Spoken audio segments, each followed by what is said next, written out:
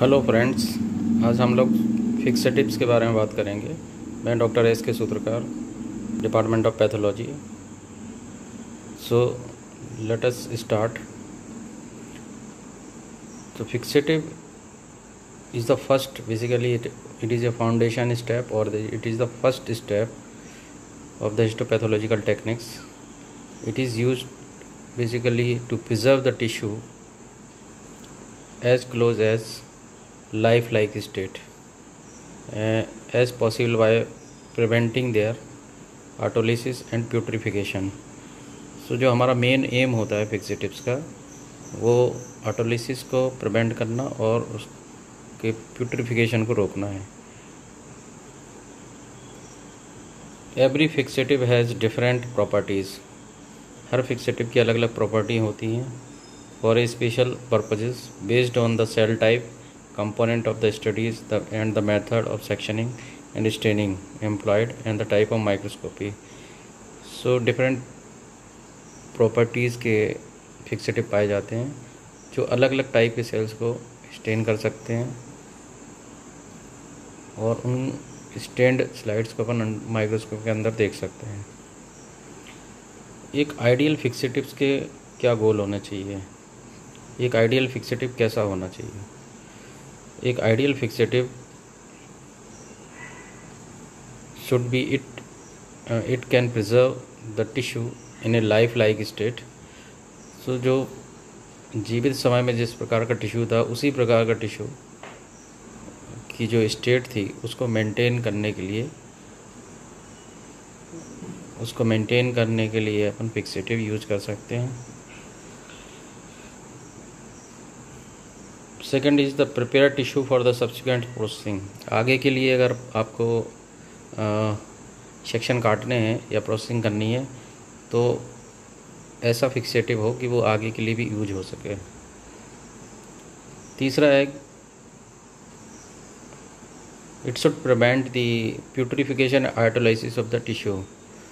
मतलब वो ऐसा फिक्सेटिव होना चाहिए जो कि टिश्यू के सड़ने को और गलने को रोक सके। चौथा है it should prevent the osmotic damage. तो जो ऑस्मोटिक प्रेशर की वजह से डैमेज होता है, जिसमें फ्लूइड इंट्रासेलुलर कंपार्टमेंट से एक्स्ट्रासेलुलर कंपार्टमेंट में जाता है, उस डैमेज को रोक सके। ये भी एक प्रॉपर्टी होना चाहिए फिक्सेटिव के अंदर। पांचवा है ये टिश्यू को ना तो सिकुड़ने में या उसको स्वेल अप होने में मदद करे। यानी आपका जो फिक्सेटिव है, it should prevent the shrinkage and the swelling. छठवां है prevent any change in volume and shape. मतलब जो टिश्यू का वॉल्यूम है, साइज है, शेप है, उसमें कोई बदलाव ना आने दे, ऐसा होना चाहिए फिक्सेटिव। और साथ में सेल के जितने कॉन्स्टिट्यूएंट हैं, जो भी सेल के ऑर्गेनेल्स हैं या कॉन्स्टिट्यूएंट हैं, उनको वो अच्छी तरह से प्रिजर्व कर सके।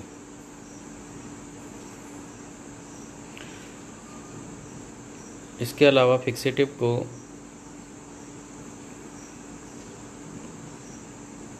एक प्रॉपर्टी ऐसी होना चाहिए जिसकी वजह से वो टिश्यू को हार्ड कर सके, और उस हार्डनिंग की वजह से टिश्यू की सेक्शन कटिंग अच्छी तरह से की जा सके।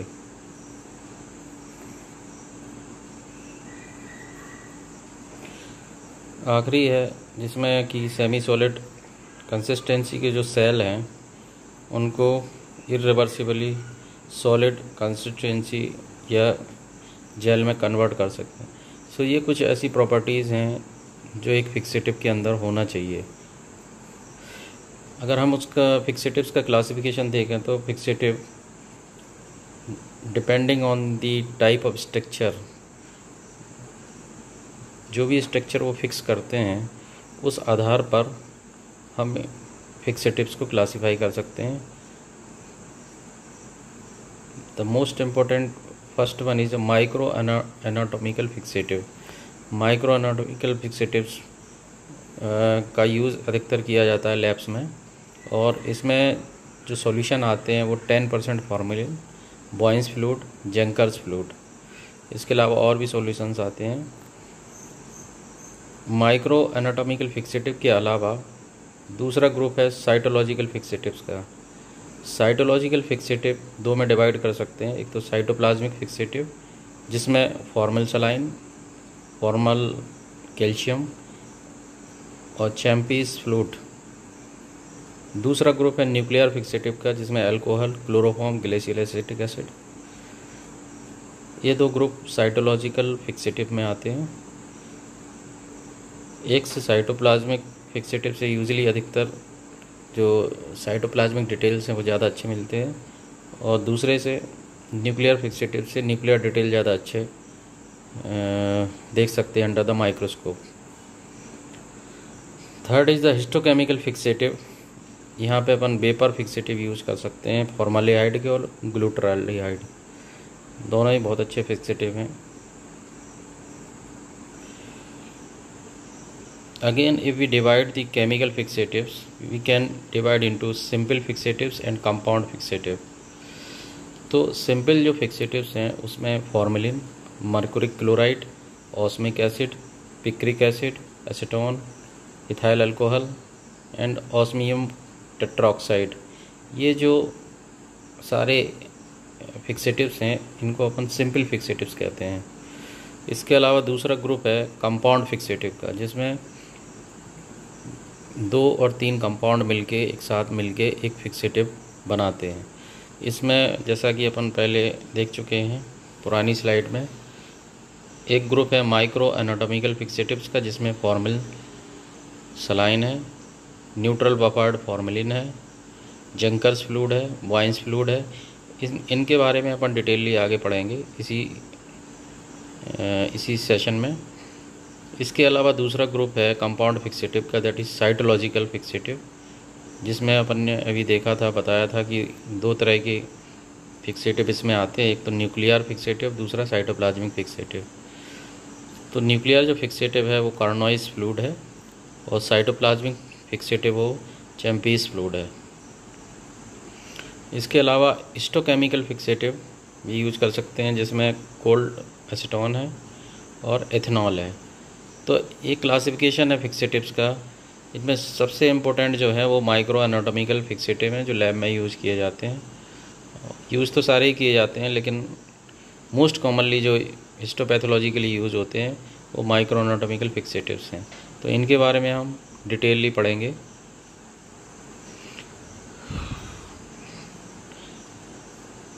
So the formaldehyde containing fixative जिसमें मोस्ट इम्पोर्टेंट 10% फॉर्मेलिन आता है।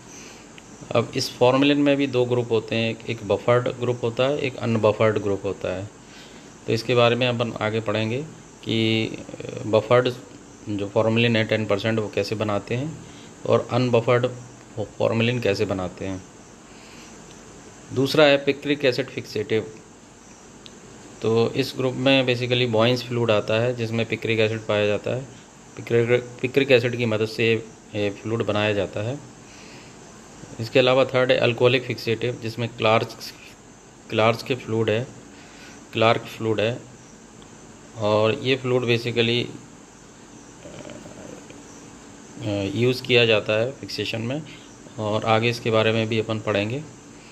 चौथा है mercuric chloride containing fixative जेंकर्स fluid. तो इसमें मर्क्यूरिक क्लोराइड पाया जाता है जो कि बहुत अच्छा फिक्सेटिव होता है। सो ये सारे फिक्सेटिव के डिफरेंट टाइप हैं और उनका क्लासिफिकेशन है। तो फॉर्मेलिन के साथ शुरू करते हैं। फॉर्मेलिन की अगर आप हिस्ट्री देखें तो सबसे पहले फॉर्मल्डिहाइड की डिस्कवरी की गई 1859 में। उसके बाद 1889 में इसको मार्केट में कमर्शियली यूज़ करने के लिए अवेलेबल किया गया। तो मार्केट में 1859 में आया, 1889 में, और 1892 में accidentally Ferdinand Blum basically accidentally 1892 में फॉर्मेलिन की डिस्कवरी हुई। अगर हम फॉर्मेलिन का एक्शन देखें और फॉर्मेलिहाइड का एक्शन देखें तो बेसिकली इनका मेन जो काम होता है वो रिएक्टिव इलेक्ट्रोफिलिक स्पीसीज़। फॉर्मेलिहाइड एक रिएक्टिव मतलब रिएक्शन करने वाला, इलेक्ट्रोफिलिक मतलब इलेक्ट्रॉन लविंग स्पीसीज की तरह काम करता है। और जो फंक्शनल ग्रुप होते हैं बायोलॉजिकल मैक्रोमॉलिक्यूल्स के, उनके साथ में क्रॉस लिंकिंग फैशन में कोवलेंट्स बॉन्ड्स बनाता है proteins, glycoproteins, nucleic acids and polysaccharides के बीच में। एंड दिस क्रॉस लिंकिंग होती है इन मैक्रोमॉलिक्यूल्स की, उसकी वजह से ये टिश्यू को ऑटोलिसिस से और पुट्रिफिकेशन से रोकते हैं। The intermolecular cross linking of the macromolecule. So वही जो मैंने बताया आपको कि जो इंट्रा और इंटरमॉलिकुलर क्रॉस लिंकिंग होती है या कोवलेंट बॉन्ड की डेवलपमेंट होती है between the different protein molecules, वो मेन फंक्शन है इसका।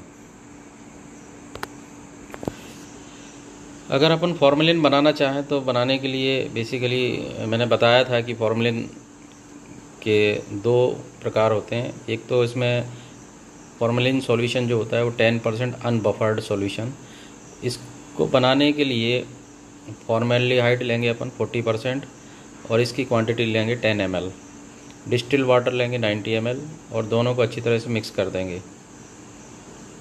तो ये सॉल्यूशन जो है इसकी pH जो है वो अनबफर्ड सॉल्यूशन या अनबफर्ड फॉर्मेलिन है, इसकी pH यूजली 3 से 4 होती है।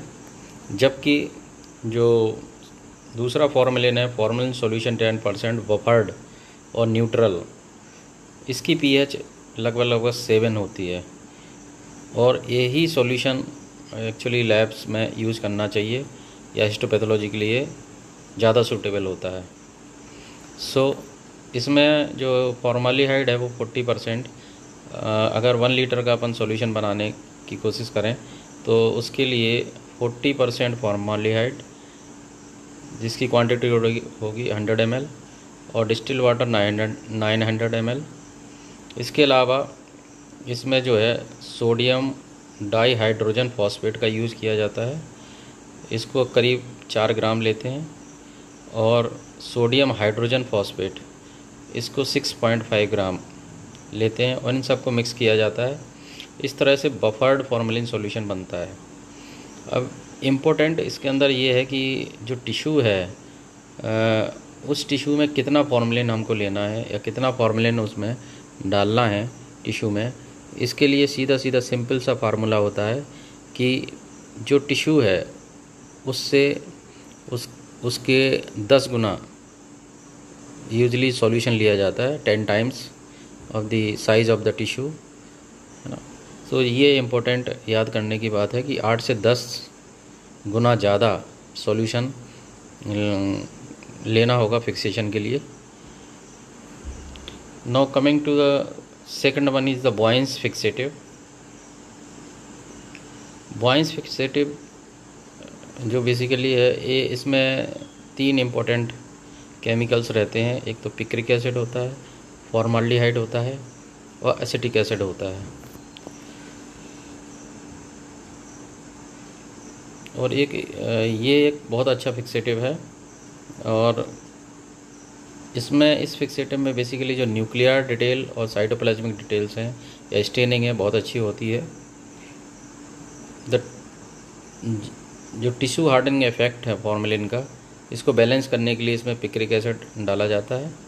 और जो स्वेलिंग इफेक्ट है एसिटिक एसिड का, इसको बैलेंस करने के लिए again the picric acid is helpful. So picric acid होने की वजह से इस सॉल्यूशन या बॉयंस फिक्सेटिव एक अच्छा फिक्सेटिव बन जाता है। इसको बनाने के लिए हम बॉयंस फ्लूइड बनाने के लिए जो केमिकल यूज़ करते हैं वो पिक्रिक एसिड, इसमें करीब 75 ml लेंगे, फॉर्मेलिन जो करीब 25 ml और ग्लेसिल एसिटिक एसिड 5 ml लेंगे। ये तीनों को मिक्स करके इसकी जो मेन इम्पोर्टेंट प्रॉपर्टी ये होती है कि ये फास्ट होता है, रैपिड होता है और डीप तक पेनिट्रेट करता है, टिश्यू के बिल्कुल अंदर तक जाता है। और ये बहुत अच्छा स्टेनिंग बेसिकली देता है। अगर हम इस स्टेन को ट्राईकॉम मेथड से यूज़ करें तो उसमें ये इसकी स्टेनिंग बहुत ही अच्छी होती है। इसके अलावा इसका यूज़ ग्लाइकोजन को डेमोन्स्ट्रेट करने के लिए भी किया जाता है। मतलब जिन टिश्यूज़ में ग्लाइकोजन ज़्यादा है उसको अगर डेमोन्स्ट्रेट करना चाहें तो अपन बॉयंस फ्लूइड को यूज कर सकते हैं एज ए फिक्सेटिव। इसीलिए यह जो है बेसिकली जीआईटी बायोप्सी जो होती हैं या एब्नॉर्मल में जो जीआई ट्रैक्ट है, उस ट्रैक्ट की जो बायोप्सी निकलती है उनके लिए ये एक बहुत अच्छा फिक्सेटिव है।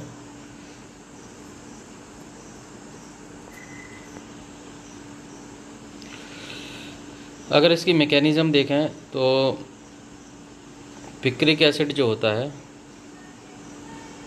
इसकी जो प्रॉपर्टी होती है coagulative as well as cross linking. ये दोनों तरह से जो प्रोटीन मॉलिक्यूल्स हैं, मैक्रो मॉलिक्यूल्स हैं, उनको आपस में क्रॉस लिंक करता है और साथ ही साथ ये प्रोटीन्स को कोएगुलेट भी करता है। So it is having both the properties coagulative as well as the cross linking of protein.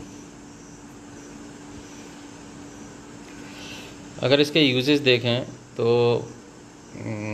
Small जो बायोप्सीज़ होती हैं उनमें इसका काफ़ी अच्छा यूज़ है, क्योंकि ये येलो टिंच जो कलर जो आता है वो जब हम एम्बेडिंग कर रहे होते हैं टिश्यू की उसी समय से ये दिखने लगता है। दूसरा कारण ये है कि ये इसमें जो है न्यूक्लियर डिटेल बहुत ही अच्छे आते हैं और ग्लाइकोजन भी प्रिजर्व रहता है, इसलिए इसको जीआईटी बायोप्सी में यूज़ किया जाता है।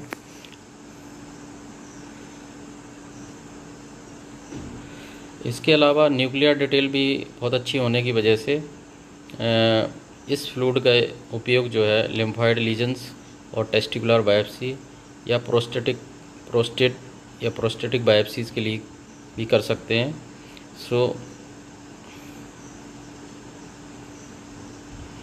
इसके अलावा ये कोलेजन फाइबर्स जो पाए जाते हैं टिश्यू में फाइब्रोसिस वगैरह में, वो उसमें भी ये कलर को काफ़ी अच्छा उसके कलर को बढ़ा देता है। और कुल मिला के ये एक बहुत ही अच्छा फिक्सेटिव है और इसको इम्यूनोहिस्टोकेमिस्ट्री में भी यूज कर सकते हैं। ये बॉयंस फ्लूइड या बॉयंस फिक्सेटिव ये बहुत ही अच्छा फिक्सेटिव है, लेकिन इसकी कुछ डिसएडवांटेजेस भी हैं। कुछ इसका जो मेजर डिसएडवांटेज है वो ये है कि पिक्रिक एसिड जो स्टेन करता है वो बेसिकली टिश्यू को येलो स्टेन करता है।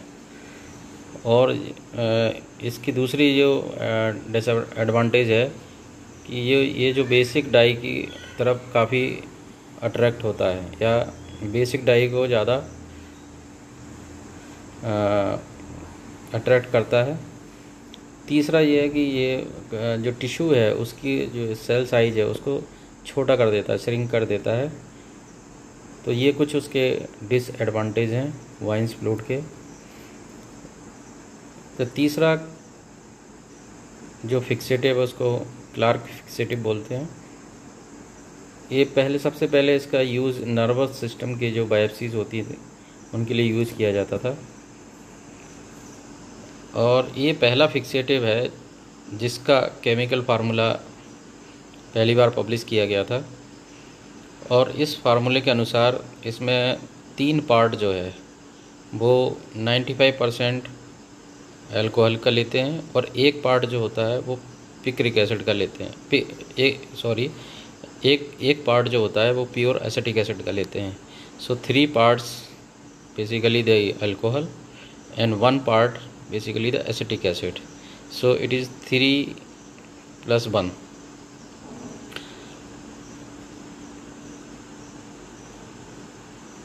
बहुत सारी स्टडीज़ में ये पाया गया है कि जो फॉर्मेलिन होता है वो कई बार सेल्स को डिस्टॉर्ट कर देता है, सेल की साइज़ को श्रिंक कर देता है अगर ज़्यादा समय तक पाउडर मिल में रखा गया उसको।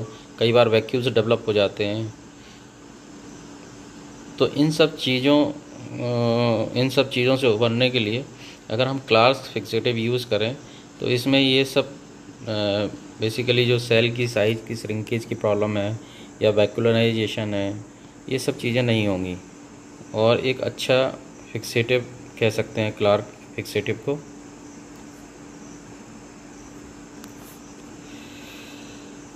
इसका जो बनाने का फार्मूला है, जैसा कि अभी आपने देखा था कि इसमें अल्कोहल, एब्सोल्यूट अल्कोहल लेते हैं 75 ml और 25 ml ग्लेशियल एसिटिक एसिड, और इसको cytological fixative, basically the nuclear fixative के लिए ज़्यादा अच्छा यूज़ किया जाता है, जो सबसे पहले आपने देखा था। इसका एडवांटेज है कि ये बहुत टिश्यू के अंदर काफ़ी गहराई तक पेनिट्रेट करता है और न्यूक्लियर डिटेल्स बहुत अच्छे आते हैं। इसके अलावा जो साइटोप्लाज्म में जो एलिमेंट्स होते हैं या जो मॉलिक्यूल्स होते हैं उनको भी अच्छी तरह से प्रिजर्व करता है। इसके अलावा इसका यूज़ स्मेल्स और क्रोमोसोम स्टडी के लिए भी किया जाता है। चौथा है जेंकर्स फ्लूइड।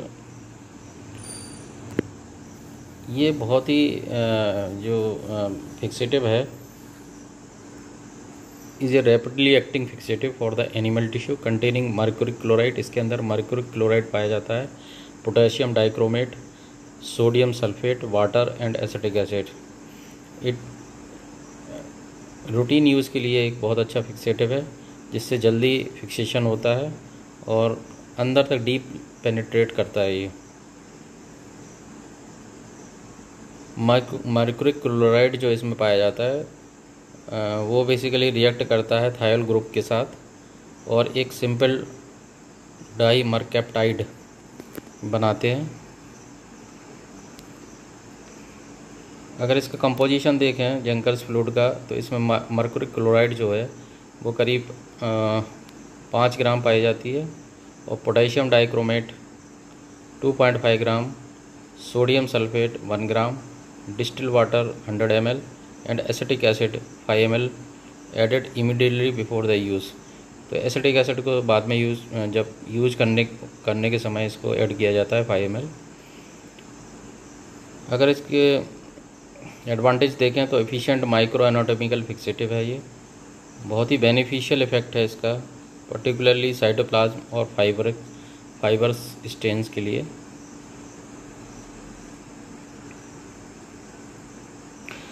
ये फिक्सेटिव्स के बारे में था और मुझे आशा है कि ये जो वीडियो मैंने बनाया है ये आप लोगों के लिए उपयोगी होगा। Thank you very much.